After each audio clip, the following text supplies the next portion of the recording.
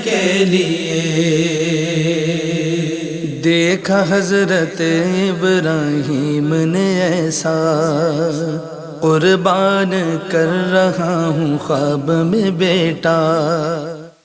नाज़रीन कराम, Khwaja Garib Nawaz welfare trust की जानिब से कुर्बानी की अपील है 2023, और हर साल हमारा तरीक़ाकार ये रहा, बल्कि आप इसको हमारा यकीन भी कहिए कि जब भी हम एहतमाम करते हैं कुर्बानी का, तो पिछले सालों से हर आने वाले साल में ज़्यादा होता है। इस मरतबा भी हम इस यकीन के साथ ही हमने ये अरेंजमेंट किया है आपकी शिरकत के साथ कि इस मरतबा हम पिछले सालों से ज़्यादा बेहतर तरीके से जो है ये एहतमाम करेंगे, क्योंकि जो हम अभी वक्फे में डिस्कस कर रहे थे कि जो जानवरों की कीमत रखी गई है वो बहुत कम है।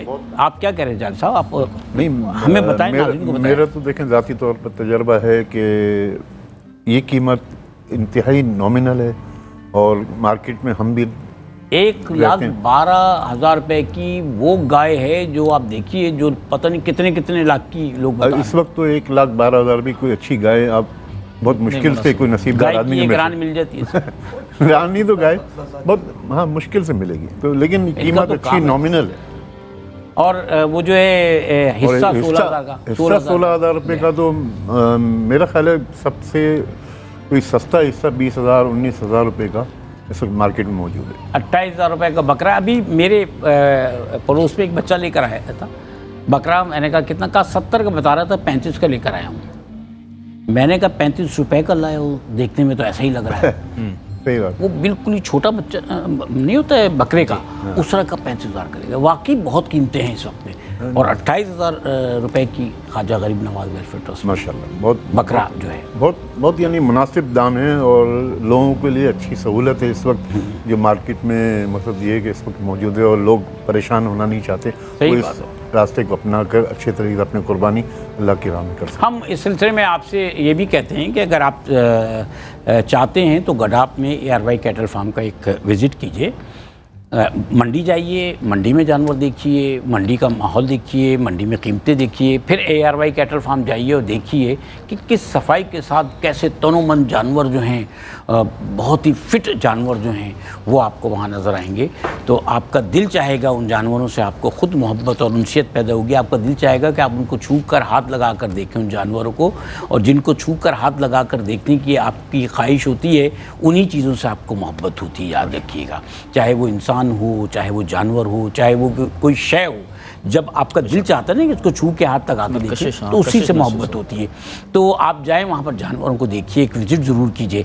और आप पाकिस्तान में कहीं पर भी हैं, दुनिया में कहीं पर भी हैं, नेकी करने के लिए एक तो देखें, कुर्बानी जो है वो हम कुर्बानी को अमली तौर पे इस तरह से देख रहे होते हैं कि जी जानवर को ज़िबा कर दिएगा। कुर्बानी तो एक पूरा फ़लसफ़ा है, और इस फ़लसफ़े की जो असल है उस तक पहुँचने के लिए हमें इस बात को समझना पड़ेगा कि कुर्बानी अल्लाह ताला की के हुजूर अपनी पसंदीदा चीज़ को पेश कर देना, अल्लाह ताला की रज़ा के लिए अल्लाह ताला के हुजूर जो है वो जितनी इस्तिताअत है कोशिश करनी चाहिए कि उससे बढ़कर हम जो है वो नज़राना पेश कर दें।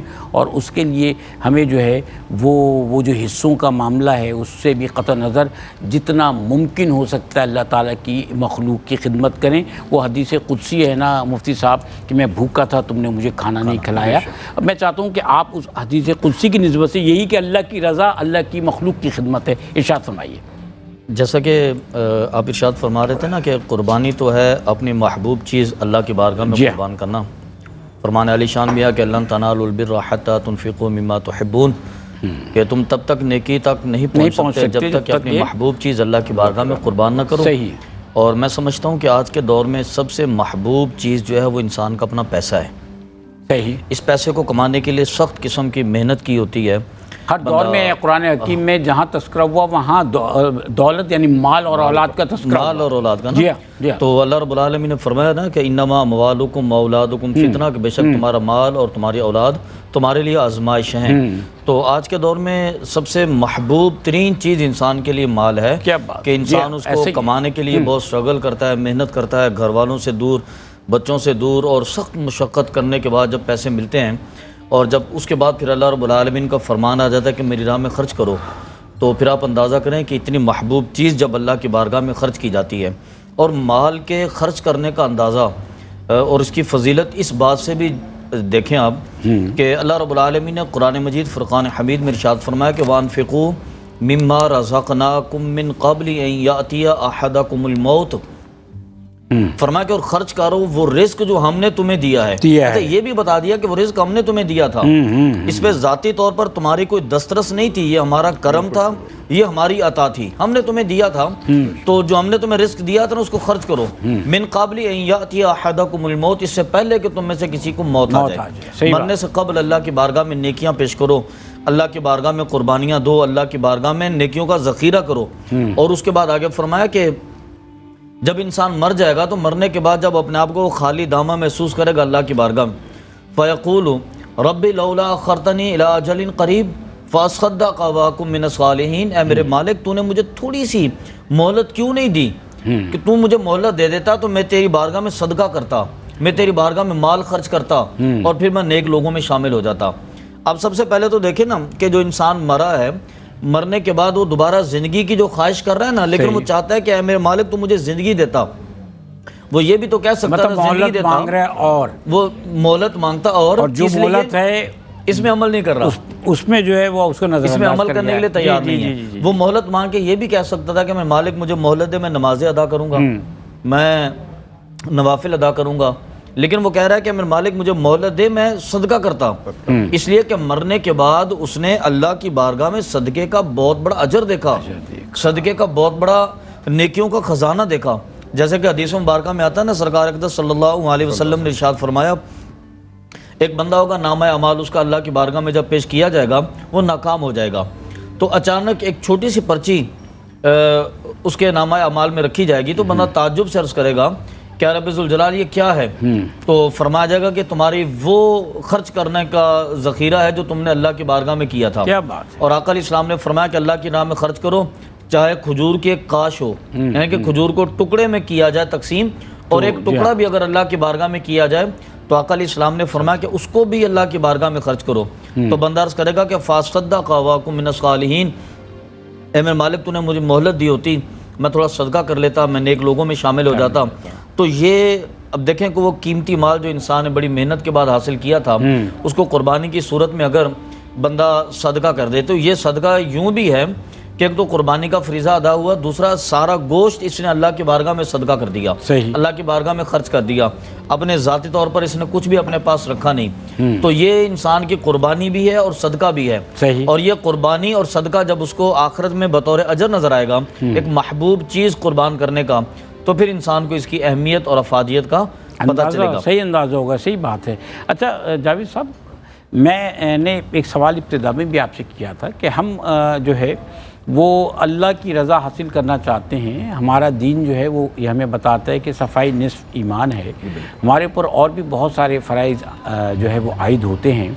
एक वीडियो बड़ी वायरल हो रही है सोशल मीडिया पे कि जिसका मफ़हूम ये है कि जब ये मराहिल आते हैं क़ुरबानी और जानवर ख़रीदने के, तो लोग जो हैं रास्ते बंद कर देते हैं, लोग जो हैं वो कहते हैं गाड़ियाँ कहीं और खड़ी कर दें, यह रास्ता आपके जाने के लिए नहीं है, टेंट लगा देते हैं, ऐसा कुछ है। तो ऐसा ना करें कि लोगों को तकलीफ़ पहुँचे। फिर हम जब कुर्बानी हो जाती है तो हम जो आलाइशें वगैरह हैं वो किस तरह से फेंक देते हैं। हम जो हैं वो जानवर अगर घर के बाहर ज़िबा करते हैं तो उसका खून साफ़ नहीं करते, उस पर हम जो है वो चूना हुआ, तो हमारा क्या फ़र्ज़ बनता है, हमें क्या करना? ये भी तो कुर्बानी ही का हिस्सा है, हमारे फ़र्ज़ में शामिल है, फ़राइज़ में। तो आपकी बेसिक तो यही चीज़ है कि आप अल्लाह को राज़ी करना चाहिए जी। अगर आप अपनी गलियाँ, अपने रोड सब बंद करके अगर किसी को तकलीफ़ देते हैं, किसी का रास्ता चेंज कर देते हैं, लेकिन किसी वक्त भी किसी को इमरजेंसी पेश आ सकती है, कोई हॉस्पिटल जाना है, किसी ने कोई एयरपोर्ट जाना है, कहीं से बाहर निकल के दूसरी तरफ जाना है, तो उसको काफ़ी बेचारे को चल के या गाड़ी ड्राइव करके रिवर्स करके जाना पड़ता है। हम अक्सर देखते हैं कि अब 8-10 दिन रह गए हैं, उसमें दिन ब दिन अब रास्ते बंद होते रहेंगे और जो लोग अपने घरों पे भी जाना चाहेंगे तो कहीं गाड़ी दूर कहीं पार्क करके आएंगे और उसके बाद ही जाकर उनको जो है वो अपनी जगह पे पहुंचने का, ये एक नेकी हासिल करने के लिए आप दो और गुना बड़े बड़े आप जो है यानी आप अल्लाह की रज़ा हासिल करना चाहते हैं तो अल्लाह की मखलूक को तकलीफ पहुंचा के तो आप हासिल कर ही नहीं सकते, हो ही नहीं सकता ना। ये भी तो आप इसके लिए करने को, अल्लाह को आपके गोश्त की जरूरत नहीं है, आपके खून की जरूरत नहीं, आपके जानवर की जरूरत नहीं है, आपके पैसों की जरूरत, ये गोश्त और ये खून नहीं पहुंचता, तुम्हारी नियत, तुम्हारा तकवा पहुंचता है, तकवा अल्लाह की बारगाह में पहुंचता है। नाज़रीन करम जी, मैंने पढ़ा कि शायद जो हज़रत इब्राहीम अलैहिस्सलाम की और इस्माइल अलैहिस्सलाम की गुफ्तगू जो है वही कुर्बानी थी। बाकी कोई चीज़ ये तो हमारी तरफ से एक नजराना है, अल्लाह ताला की पेश करते हैं, सही बात तो कोई चीज़ नहीं है ऐसी। सही बात है, वरना गोश्त हम ही खाते हैं ज़मीन पे, हमारे भाई बहन खाते हैं, हमारे दोस्त रिश्तेदार खाते हैं, कोई अल्लाह के यहाँ तो नहीं पहुँचता ना। तो इसको ऐसे करें कि इससे किसी तकलीफ ना पहुँचे, किसी को ईज़ा ना पहुँचे, ख्याल जितना हो सकता है इतना करना चाहिए। सही बात है।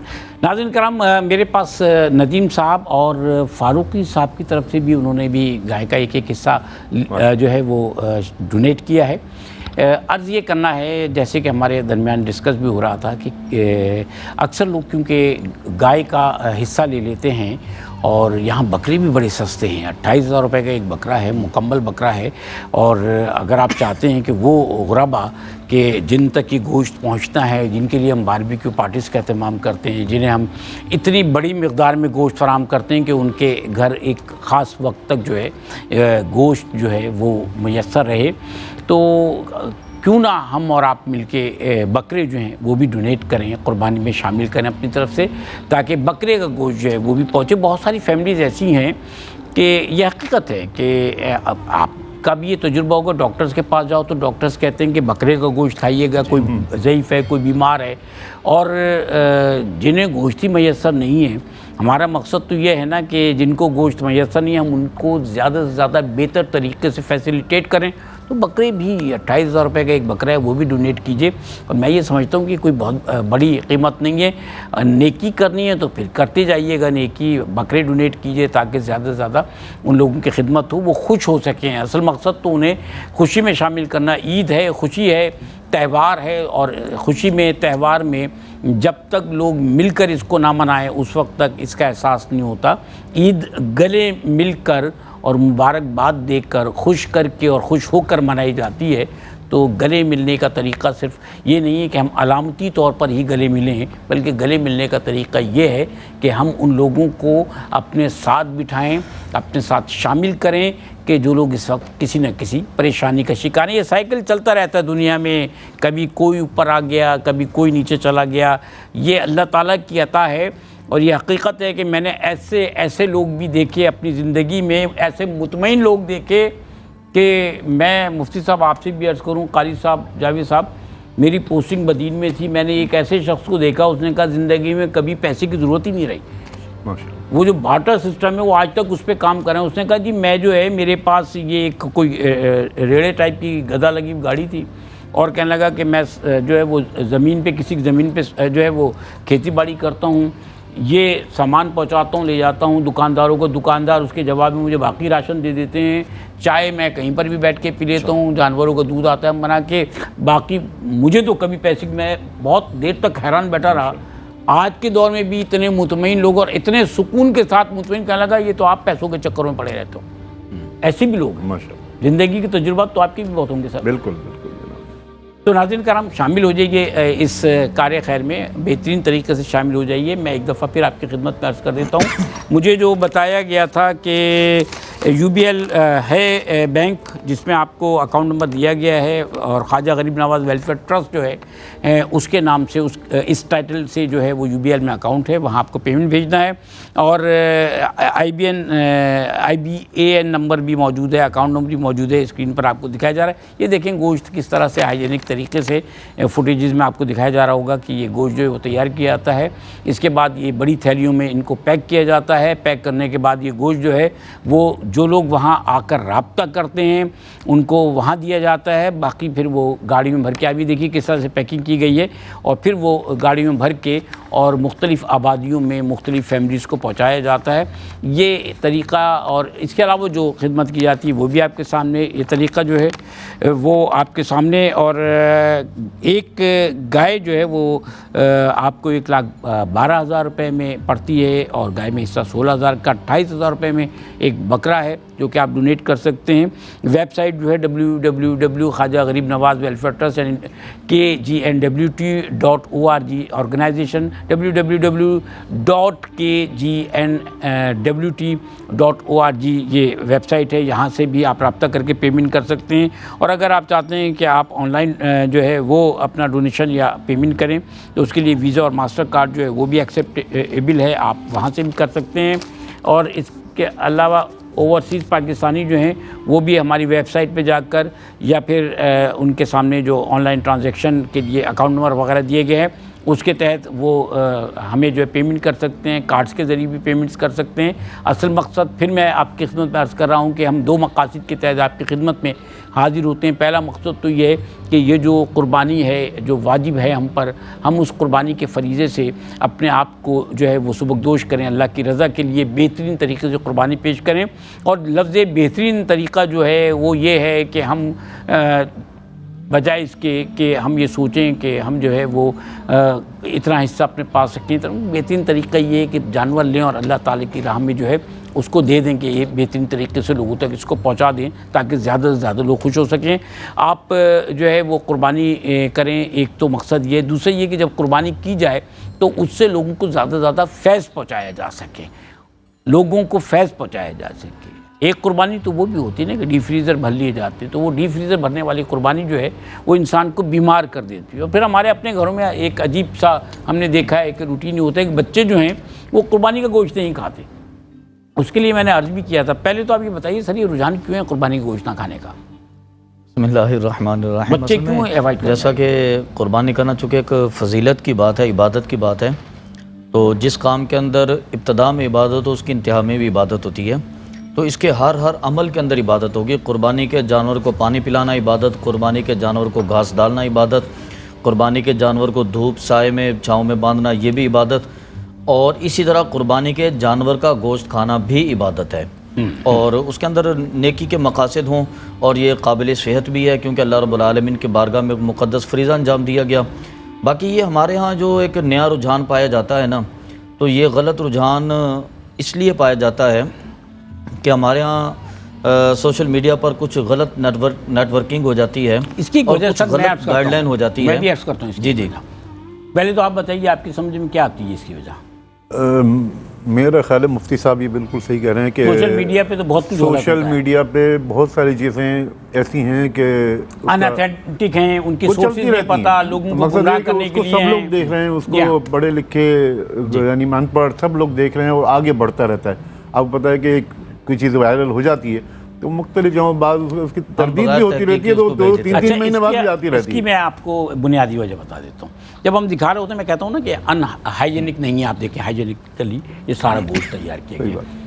वजह यह है कि आप और हम बच्चों को समझाते हैं कि ये जो कसाई की से गोश्त आता है वो भी यही जानवर काटते हैं, ये भी यही है। कसाई जब गोश्त काट के टांगता है तो वो धोकर टांगता है, धोकर टांगता है।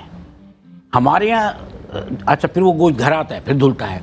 हमारे यहाँ कुर्बानी का गोश्त इसके घर से थैलाया वो भी रख दिया, उसके घर से थैलाया वो भी रख दिया, वो जम गया। हमने घर का गोश्त भी उठाया रख दिया, धोया नहीं उसको। जब खून जम जाता है ना तो वो स्मेल कर जाता है, वो खून स्मेल कर जाता है और वो टोटली अनहाइजेनिक हो जाता है। फिर गोश्त एक मर्तबा अगर फ्रीज हो गया, दोबारा आपने उस गोश्त को फिर उसको आपने मेल्ट किया और फिर रख दिया फ्रीज करने के लिए, तो फिर वो उसमें टॉक्सिन्स पैदा हो जाते हैं, फिर वो और अनहाइजेनिक हो जाता है। इसलिए कहा यह जाता है गोश्त जब है उसको अच्छे तरीके से धोएं, चाहे वो चिकन है, गोश्त, मटन है, बीफ है, जो भी है, अच्छे तरीके से धोएं। और अगर आपको फ्रीज भी करना है तो आप छोटे छोटे जितने एक वक्त के इस्तेमाल में वो पूड़े बना के रख दें, एक वक्त में एक ही निकालें, उसी को मेल्ट करें। ये तजुर्बा इस मरतबा करके देखिए, पुड़ियाँ बना के रखिए, धो के रखिए अच्छी तरह, चाहे नमक से धोना पड़े। मछली लाते हैं नमक से धोते हैं आप बाज़ औक़ात, तो उसमें आपको स्मेल नहीं आएगी, नमक लगा बच्चे उसको खाएंगे और वो अनहाइजेनिक नहीं होगा, उसमें ब्लड जो है वो जमेगा नहीं, ब्लड नहीं जमेगा, वो धुल जाएगा। मैं आप लोगों का शुक्रिया अदा करना चाहता हूँ सर, बहुत शुक्रिया। ज़्यादा मैं बोला हूँ आज, लेकिन यह है कि आपसे भी मैंने सीखा। बहुत शुक्रिया मोहतरम मुफ्ती अहमद सईद नूरानी साहब आपका, आपकी मोहब्बतों का, आप जो इल्म पहुँचाते हैं मोहब्बत के साथ, उसका बहुत शुक्रिया। जावेद मेमन साहब, आप पहली मरतबा हमारे साथ आके बैठे, लेकिन इंशाल्लाह आपको जो है हम फिर दोबारा ज़हमत देते रहेंगे, आप हमारे साथ तशरीफ़ फरमा रहेंगे। नेकी का सफ़र है, इसमें आप हमारे हम सफ़र, हमें बहुत खुशी होती है आपसे। मोहतरम कारी मोहम्मद मोहसिन कादरी साहब, आपका हमारा भी बहुत पुराना साथ है और हम कहते हैं कि ये नेकी का साथ है, नेकी का एक सफ़र है, इसमें हम और आप बहुत अरसे से एक साथ हैं और अल्लाह ताला हमारी जो नेकियां हैं, नेक काम हैं, नेक अमाल उनको कबूल फरमाए और जो कोताहियाँ हमने की हैं अल्लाह ताला उनको दरगुज़र और माफ़ फरमाए। नाज़रीन कराम, हमारे आपकी खिदमत में हाजिर होने का मकसद भी ये है कि कुछ देर तक हम दीन की तालीमात को सामने रखते हुए अपनी ज़िंदगी के उमूर को संवार लें। और हम इसीलिए मुख्तलिफ़ बातें जो डिस्कस करते हैं, ये कोई स्क्रिप्टेड बातें नहीं होती, बल्कि ये वो बातें हैं कि जो हालात हाज़िरा के तहत हम आपस के डिस्कशन में जो है वो उलमाए कराम की मौजूदगी का फ़ायदा उठाते हुए, बड़ी शख्सियात की मौजूदगी का फ़ायदा उठाते हुए उनसे सीखते हैं, मालूम करते हैं और अपने ऊपर एप्लीकेशंस की कोशिश करते हैं। आप भी हमारे साथ हमेशा इस नेकी के सफ़र में शामिल रहिएगा और जो मकसद हमारा आपकी खिदमत में हाजिर होने का हमेशा रहा है, उसको भी मद्देनज़र रखिएगा। इज्तिमाई कुर्बानी का मौका है और कुर्बानी का मौका है, अपनी बेहतरीन चीज़ को कुर्बान करके अल्लाह की रज़ा हासिल करने के लिए आगे बढ़कर आइए। मैं मोहतरम कारी मोहम्मद मोहसिन कादरी साहब, Khwaja Garib Nawaz welfare trust international के तहत आज की ये ट्रांसमिशन और ख्वाजा साहब की मनक़बत जो है वो हम आपसे सुनना चाहते हैं। और नाज़रीन किराम, मैं आपसे इजाज़त चाहूँगा। कारी मोहसिन साहब जो हैं उनको मैंने दावत दी है कलाम की मनक़बत की। आपका बहुत शुक्रिया, मुअज़्ज़ज़ मेहमानों का बहुत शुक्रिया, दुआओं में याद रखिएगा। मुफ्ती साहब की फरमाइश है, 2 शेर पढ़ के फिर मनक़बत। बिल्कुल बिल्कुल बिल्कुल बिल्कुल चले जाएंगे इंशाअल्लाह। आप सामने हो अगर रूए खैरुल बशर, फिर तिलावत का कितना मजा आएगा। दिल में है आरज़ू वो जो हो रूबरू, फिर इबादत का कितना मजा आएगा। दिल में है आरज़ू मुझको ऐसे ही बीमार रहने तो तुम, मुझको ऐसे ही बीमार रहने तो तुम। ना दवा चाहिए ना शिफा चाहिए, ना दवा चाहिए ना शिफा चाहिए। मेरी लेने खबर आए आका अगर, फिर आयादत का कितना मजा आएगा। दिल में है आरज़ू बाबे जन्नत पे रिज़वान रोके हमें, बाबे जन्नत पे रिज़वान रोके हमें। ठहर जाएंगे लेकिन सुनो दोस्तों, ठहर जाएंगे लेकिन सुनो दोस्तों। जब मोहम्मद कहेंगे कि मेरे हैं ये, फिर इजाज़त का कितना मजा आएगा। दिल में है आरज़ू ख्वाजा ख्वाजा, तेरा नाम ख्वाजा मोइनुद्दीन, तेरा नाम ख्वाजा मोइनुद्दीन तुझे बेकसों का ख्याल है, तुझे बेकसों का ख्याल है। तेरी शान ख्वाजाए ख्वाजगा, तेरी शान ख्वाजाए ख्वाजगा, तुझे बेकसों का ख्याल है, तुझे बेकसों का ख्याल है। मेरा बिगड़ा वक्त संवार दे मेरे ख्वाजा, मुझको नवाज दे। मेरा बिगड़ा वक्त संवार दे मेरे ख्वाजा, मुझको नवाज दे। तेरी एक निगाह की बात है, तेरी एक निगाह की बात है, मेरी जिंदगी का सवाल है। तेरी एक निगाह की बात है, तेरी एक निगाह की बात है, मेरी जिंदगी का सवाल है।